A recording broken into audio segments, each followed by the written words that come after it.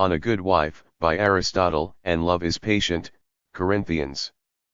Fordham.edu/halsall/ancient/Greek-wives.html. A good wife should be the mistress of her home, having under her care all that is within it, according to the rules we have laid down. She should allow none to enter without her husband's knowledge, dreading above all things the gossip of gadding women, which tends to poison the soul. She alone should have knowledge of what happens within. She must exercise control of the money spent on such festivities as her husband has approved keeping, moreover, within the limits set by law upon expenditure, dress, and ornament, and remembering that beauty depends not on costliness of raiment. This, then, is the province over which a woman should be minded to bear an orderly rule, for it seems not fitting that a man should know all that passes within the house. But in all other matters, let it be her aim to obey her husband, giving no heed to public affairs, nor having any part in arranging the marriages of her children. Rather, when the time shall come to give or receive in marriage sons or daughters, let her then hearken to her husband in all respects, and agreeing with him obey his wishes. It is fitting that a woman of a well-ordered life should consider that her husband's wishes are as laws appointed for her by divine will, along with the marriage state and the fortune she shares. If she endures them with patience and gentleness, she will rule her home with ease, otherwise, not so easily.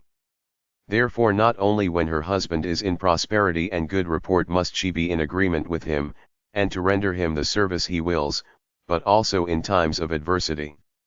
If, through sickness or fault of judgment, his good fortune fails, then must she show her quality, encouraging him ever with words of cheer and yielding him obedience in all fitting ways. Only let her do nothing base or unworthy.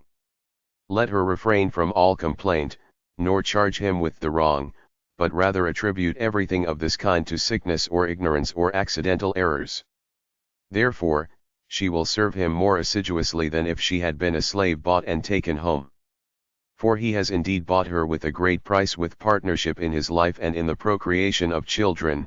To find partners in prosperity is easy enough, but only the best women are ready to share in adversity. Such then is the pattern of the rules and ways of living which a good wife will observe. And the rules which a good husband will follow in treatment of his wife will be similar, seeing that she has entered his home like a suppliant from without, and is pledged to be the partner of his life and parenthood, and that the offspring she leaves behind her will bear the names of their parents, her name as well as his. And what could be more divine than this, or more desired by a man of sound mind, than to beget by a noble and honored wife children who shall be the most loyal supporters and discreet guardians of their parents in old age, and the preservers of the whole house? Now a virtuous wife is best honored when she sees that her husband is faithful to her, and has no preference for another woman, but before all others loves and trusts her and holds her as his own. And so much the more will the woman seek to be what he accounts her. If she perceives that her husband's affection for her is faithful and righteous, she too will be faithful and righteous towards him. And it is fitting that he should approach his wife in honor, full of self-restraint and awe, and in his conversation with her, should use only the words of a right-minded man, and if through ignorance she has done wrong, he should advise her of it in a courteous manner. For of fear there are two kinds. The fear which virtuous and honorable sons feel towards their fathers, and loyal citizens towards right-minded rulers, but the other kind, felt by slaves for masters and by subjects for despots who treat them with injustice and wrong, is associated with hostility and hatred. By choosing the better of all these alternatives, a husband should secure the agreement, loyalty, and devotion of his wife, so that whether he himself is present or not, there may be no difference in her attitude towards him, since she realizes that they are alike guardians of the common interests, and so when he is away she may feel that to her no man is kinder or more virtuous or more truly hers than her own husband. And if the husband learns first to master himself, he will thereby become his wife's best guide in all the affairs of life, and will teach her to follow his example. Love is patient, 1 Corinthians 13. BibleGateway.com/passage/?search $1% 20 Corinthians +$13 version =NIV. For love is patient, love is kind. It does not envy, it does not boast, it is not proud.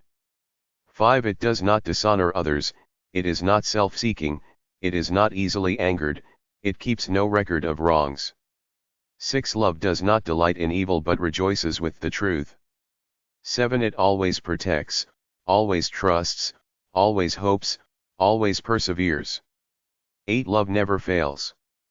But where there are prophecies, they will cease, where there are tongues, they will be stilled, where there is knowledge, it will pass away. 9. For we know in part and we prophesy in part. 10. But when completeness comes, what is in part disappears. 11. When I was a child, I talked like a child, I thought like a child, I reasoned like a child.